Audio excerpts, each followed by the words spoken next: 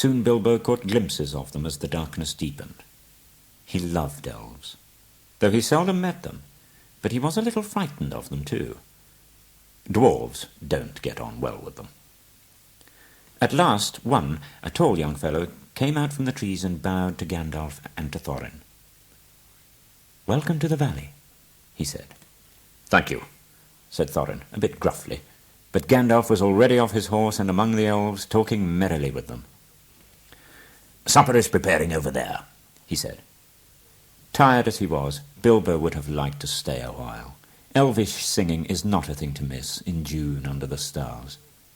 But the dwarves were all for supper as soon as possible and would not stay. They all came to the last homely house and found its doors flung wide. The master of the house was Elrond, as noble and as fair in face as an elf lord, as strong as a warrior, as wise as a wizard, as venerable as a king of dwarves, and as kind as summer. Evil things did not come into the valley.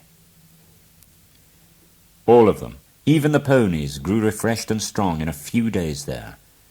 So the time came to Midsummer Eve, and they were to go on again with the early sun on Midsummer morning.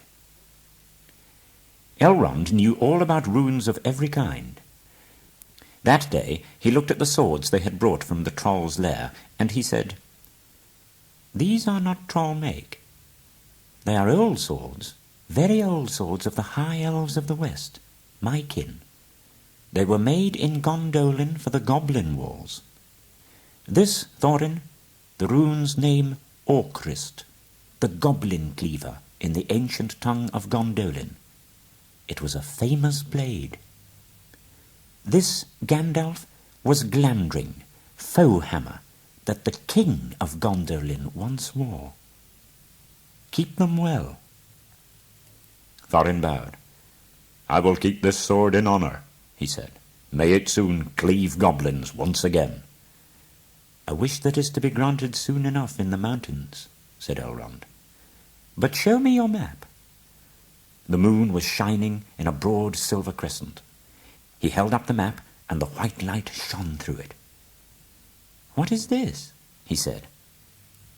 "There are moon letters here beside the plain runes which say 5 feet high the door and 3 may walk abreast." "What are moon letters?" asked the Hobbit, full of excitement. "Moon letters are rune letters," said Elrond. "They can only be seen when the moon shines behind them, and it must be a moon of the same shape and season as the day when they were written. These must have been written on a midsummer's eve in a crescent moon a long while ago."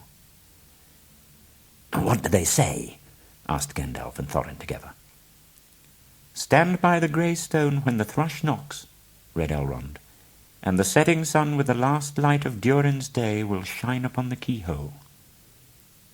"What is Durin's day?" asked Elrond. "The first day of the dwarves' new year," said Thorin. "The first day of the last moon of autumn on the threshold of winter. Is there any more writing?" "None to be seen by this moon," said Elrond. The next morning was a midsummer morning as fair and fresh as could be dreamed. Blue sky and never a cloud, and the sun dancing on the water. They rode away amid songs of farewell and good speed, with their hearts ready for more adventure, towards the misty mountains and the land beyond.